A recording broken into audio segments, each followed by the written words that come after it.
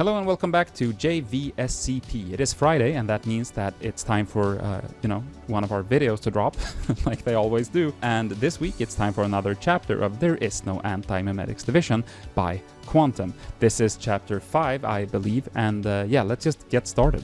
That's the first time I've done like a first take. I'm gonna do a second one just so we have an alternative, but like, I guess it's because I never do them that short, but yeah.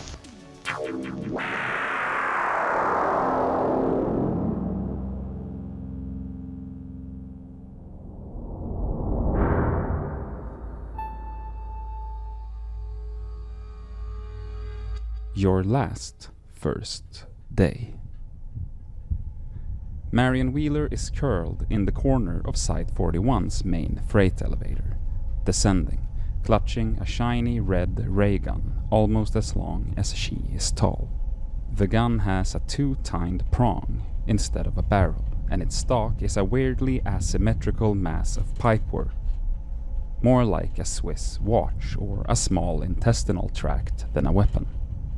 The gun is SCP-7381, and it comes from a long dead planet. Not too distant a planet, when all is said and done, which conventional astronomy has yet to observe. A tornado of violence and destruction is tearing through Site 41, and through the minds of everybody working at Site 41. Ceilings are being brought down, the site pharmacy is a sucking hole at the side of the building. The armory is buried. That's why she had to go through Area 09 and is now toting anomalous weaponry instead. The Antimemetic Division operatives she meets in the corridors are all broken. Some of them curled up and raving while their minds evaporate and they die one memory at a time. Some infected with a collection of ideas which compel them to shout guttural phrases in strange languages. And to procure blades, never guns, and work on those demented victims, and each other and themselves. Wheeler doesn't recognize any of the people. Their faces are all wrong, torn up with hatred and misery and vindictive glee. She's been trying to avoid fighting, but she's had to kill one man in self-defense. Fired at his heart, SCP-7381 simply erased a half-meter wide cylinder of matter, removing his upper torso and lower jaw. He fell to the ground in 4 pieces. SCP-7381's beam is invisible, silent, and recoilless. It was like using a child's toy gun. Wheeler is petrified, but more than that, angry. "This is too much," she says out loud, willing her heart rate back under control. "I can't deal with this. I shouldn't have to deal with this. It's my fucking first day."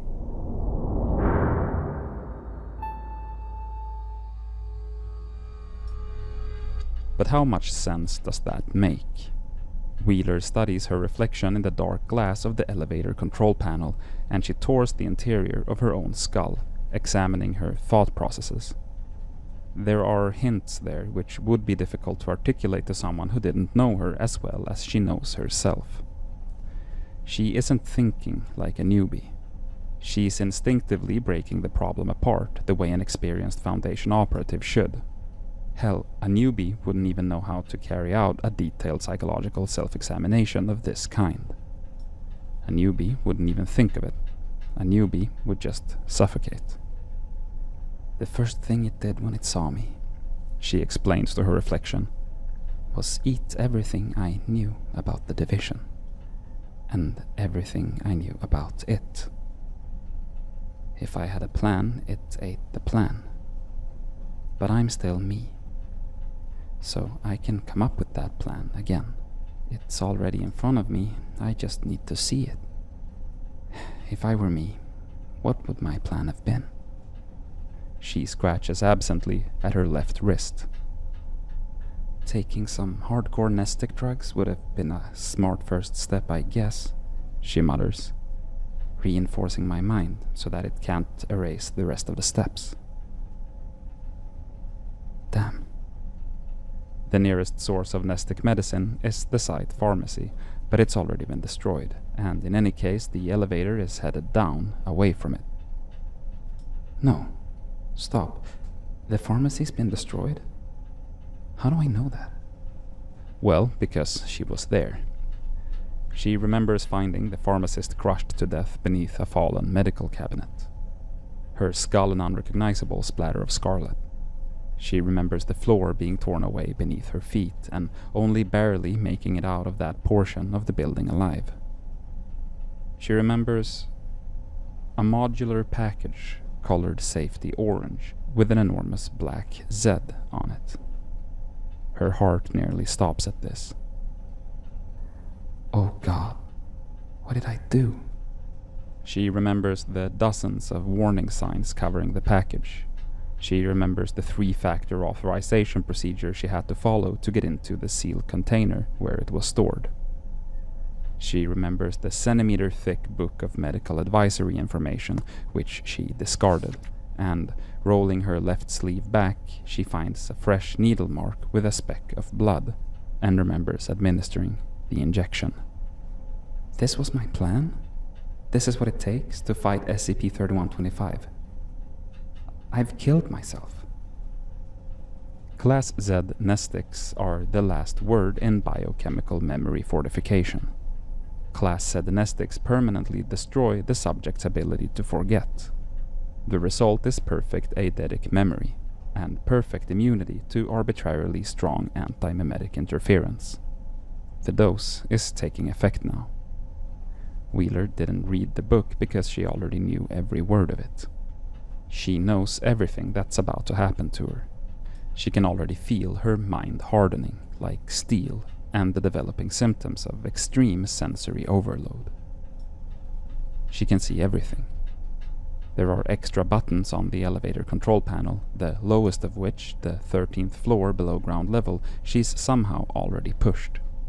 The walls of the elevator are covered in graffiti scrawled by the desperate and dying, people whose conceptual presence was eradicated from reality years earlier by the Alistair Gray antimemetic kill agent, reducing them to the level of ghosts. In one corner of the freight elevator there is even a half-corpse, unidentifiable, so many layers removed from reality that not even flies can smell it. Its cells winking out of existence asymptotically over the course of years. There is a fistful of tiny white worms exploring the floor of the elevator car, near where she's sitting. Revolted, Wheeler shuffles back from them, shaking 1 or 2 more of them out of her hair. The worms are among the most widespread and successful antimemetically cloaked organisms in the world. They are everywhere, in every biome, in every room. She can hear a long, alarming drone noise, a continual roaring which has the texture of ambient noise and is continually getting louder. It's as if it's been there for her entire life, and it's only now that she's begun to hear it. It's too much data. Too much sound, too much light. Having her eyes open is like jamming them full of needles. She clamps her hands over her ears and screws her eyes up. Even like this, she feels the vibration of the elevator's slow descent and the heat of the failed air conditioning and the movement of her clothes on her skin. And meanwhile her vision is flooding instead with what could be hallucinations. The human sensorium routinely generates huge amounts of data, and the human brain is adapted to discard almost all of that data nearly immediately. Altering the brain's behavior to retain that data is extremely dangerous even for very short time spans. Wheeler takes one hand away from her ear for just long enough to punch the metal wall of the elevator car, bloodying 2 knuckles. The pain gives her a focal point, a memory which screams a little louder than the rest. And she finds the plan. She doesn't remember it. She bootstraps it from first principles in a handful of minutes, just like she's done 100 times before. "I know how to beat you," she says. No, you don't.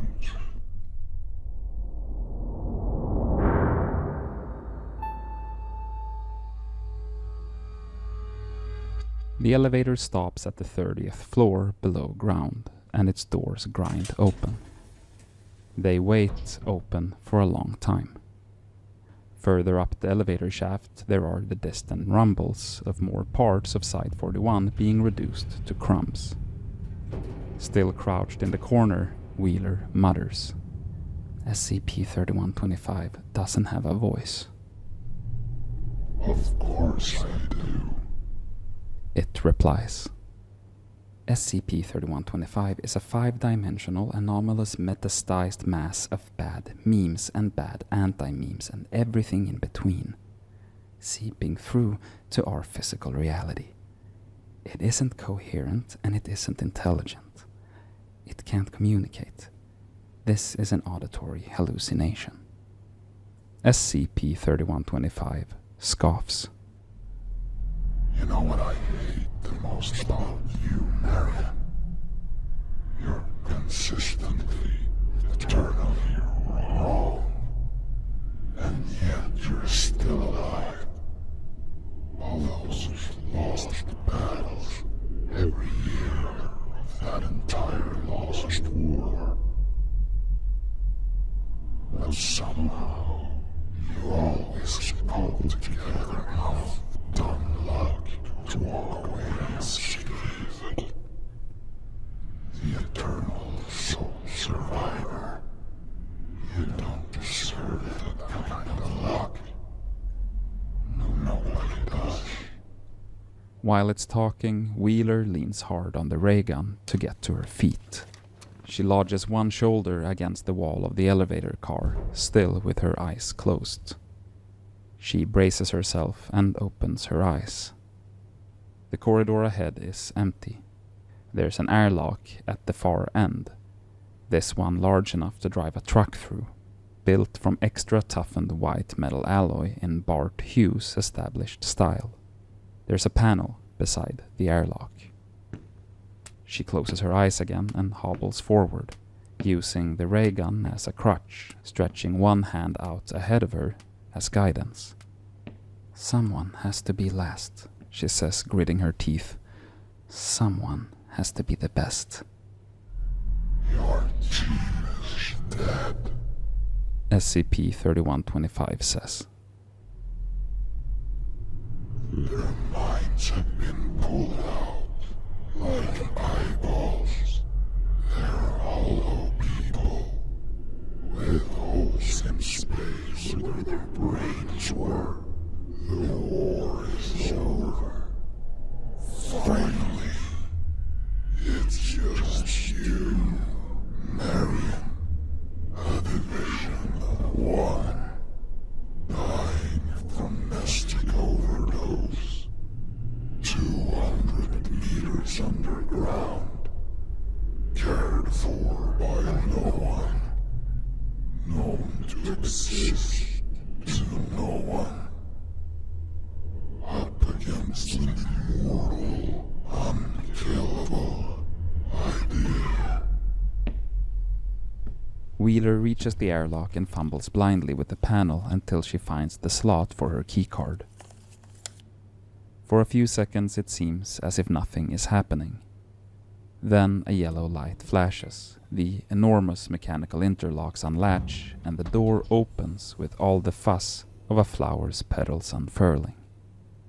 Noise, Hughes always held, is a symptom of imperfect engineering.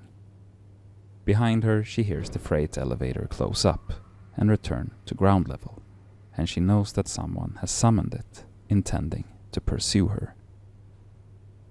Ideas can be killed, she says, stepping into the airlock. With better ideas. As the airlock cycles closed, so does the hermetic seal. SCP-3125 is shut out.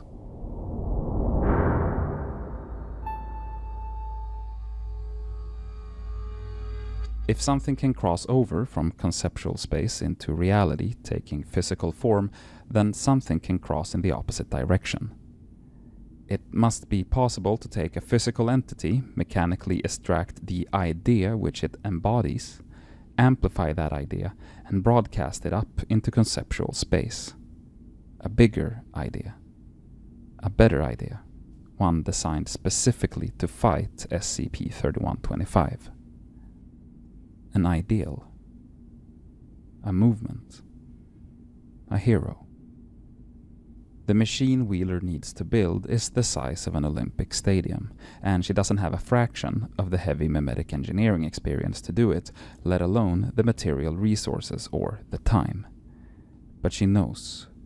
Someone taught her, she doesn't remember who, that an antimemetics division operative is as good on their first day as they're ever likely to be.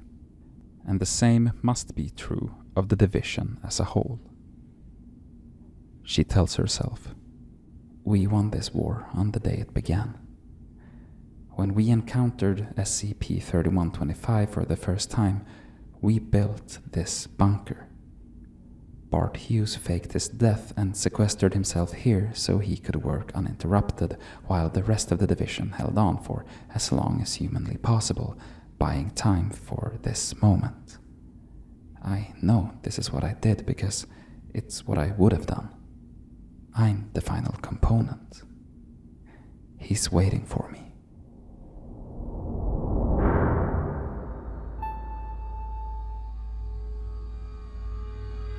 The space beyond the airlock is gigantic, structured and lit like an aircraft hangar, and filled with hot, stale, dry air. Wheeler, still mostly blind, stumbles forward across an expanse of more than a hectare of flat, dusty, epoxy flooring. "Hughes! Hughes!" She shouts into the void. "It's time! It's time!" Nothing comes back but the echo. She glances up for a second. The space is empty. The castle-sized memetic amplification/broadcasting unit, which Bart Hughes was meant to be building, is absolutely absent. Hughes himself is absent. Maybe the entire machine is antimemetically cloaked. She wonders momentarily. It would be a smart way to conceal the operation even from the rest of the Foundation. But her brain is curling in the strongest nestic drugs ever manufactured. There's genuinely nothing there. Almost nothing. At the center of the space there's a small outpost. A group of trestle tables with tools and toolboxes scattered about the place. Parked behind it is an unmarked military truck with flat tires. On the back of the truck is a squat, squarish machine the size of a shipping container, with unshielded wiring and exposed pipework, and a long cable leading to a heavy-duty control panel on the floor. To the untrained eye, it is not at all clear what the machine is designed to do. It's the antimemetic equivalent to a hydrogen bomb. The division's answer to a Site nuclear warhead. Activated, it would contaminate Site-41 and everything and everyone on it with antimemetic radiation. There would be no Site-41 and no division afterwards. Nothing any of the escaping infectious staff did could have any effect on the real world. It's the wrong machine. It can't destroy or contain SCP-3125 or even injure it. All it can do is sterilize today's outbreak. The other symptoms will persist. 50 or 10 or 5 years from now, or maybe 1 year, or maybe tomorrow, SCP-3125 will return, bringing with it its MK-class end-of-the-world scenario. Human civilization will be entirely eradicated as an abstract concept and be replaced with something unimaginably worse. There will be no one to fight it. Wheeler leans there on the ray gun for a long moment. The pressure of information in her mind, continually increasing, reaches a point where she can't take it anymore, and she starts to break. The Class Z has been in her system for long enough now that she knows for a fact she has irreversible brain damage. There is no antidote. She'll be lucid for another hour, then spend the remaining 2 or 3 hours of her life vegetative. That's right, she thinks. It's almost a relief. This is good. This is right. I've survived for too long. I forgot what universe this was. For a while there I thought maybe this was the universe where we win sometimes. The agony in her head is like an ice axe now. She drops the ray gun with a clatter, sinks to her knees, lies down, and waits for either death or a better idea.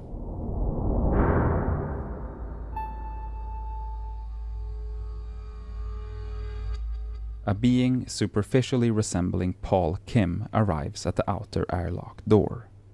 It examines the airlock uncomprehendingly for a few moments, then finds the keycard slot.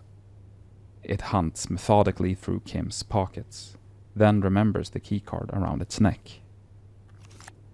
The airlock cycles once more and not Kim goes through. Behind it, the freight elevator is returning to ground level a third time to fetch the rest. In the next room, the being which is not Paul Kim finds Wheeler unconscious with the ray gun dropped beside her. There is also a military truck, which it disregards. Not Kim lets its keycard fall from its fingers and scoops up the ray gun.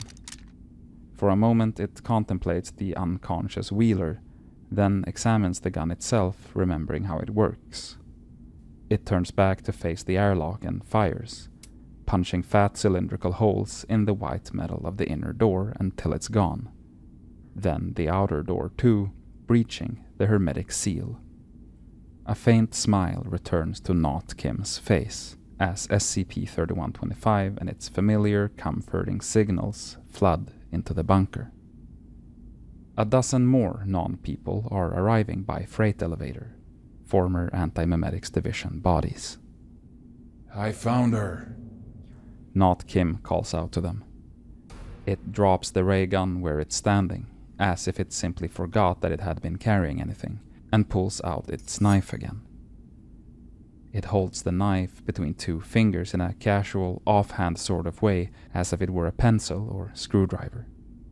The infected non-people gather with Not Kim around Wheeler, looking down at her with alien expressions of disgust or pity or malice. Why isn't she opening up properly? Someone asks. She can't meet them unless she wants the signals. Start with her eyes. Says someone else. It'll make the rest of her easier to correct. Not Kim leans down to start work, then hesitates, its knife a few centimeters from Wheeler's eye. She's whispering something, so quietly that only it can hear her clearly. None of this happened, Paul, she says. You and I never existed. There is no Antimemetics Division. There's a sharp click as the bomb finishes its powering up sequence. Nobody in the room can hear this but Wheeler. Nobody in the room can perceive the bomb but Wheeler. All they can see is an empty truck. The world goes black.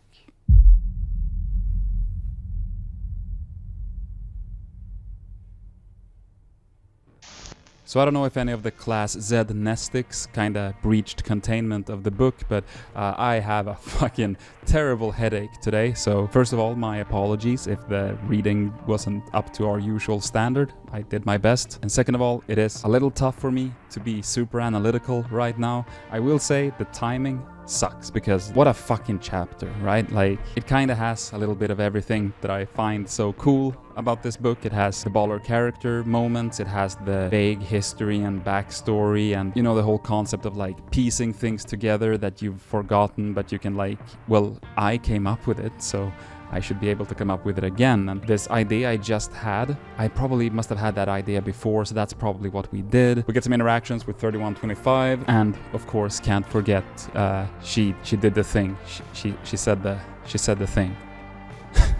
Which, as we all know, is always the coolest part of any movie, when they're like, I hate this jungle, I wish we were in Jumanji, and shit like that. So great fucking chapter. Maybe you can fill in for me a little bit and tell me what you thought of it down in the comments. Like always, am I engagement baiting? Of course I am. But also, we have the privilege of it being a small enough channel that I genuinely read every single comment on every single video, so you know, it can be both. Tell me what you thought of the chapter, and maybe this could be fun. Leave a prediction about what you think will happen going forward in this book, because we're like 1/3 of the way through it now, and once we get closer to the end, or maybe fully to the end of it, maybe we can revisit and see who was right and who was wrong. And if both me and Veeti forget about that, then you can at least tell us in the comments of the last video. Whatever, that's far in the future. Tell me what you thought of this chapter and what you think will happen going forward. And with that, I'm gonna go and take an aspirin, whatever it's called. It's not called an aspirin in Sweden, but I'm gonna say an aspirin so you know what I mean, and lay down for a little bit. On the screen right now are our patrons. Like always, an extra huge thank you and digital embrace to them. But also thank you to you for watching. If you want to join the patrons that are on screen, you know, the formerly mentioned patrons that I just brought up, go to the link down in the description and support us. Give us like $1 a month or something. I think you can probably afford $1 a month. And dude, we're pumping out content here. You know, we're burning through this book. We're doing weekly uploads. We can have $1. We can have $1, yeah. I'm definitely the right person to say what we should have, and I'm taking this stance. We should have $1. We should. It's a brave statement, but I'm not afraid to make it. Thank you so much for watching. Thank you for watching the rambly outro. Hope to see you next week. Bye bye.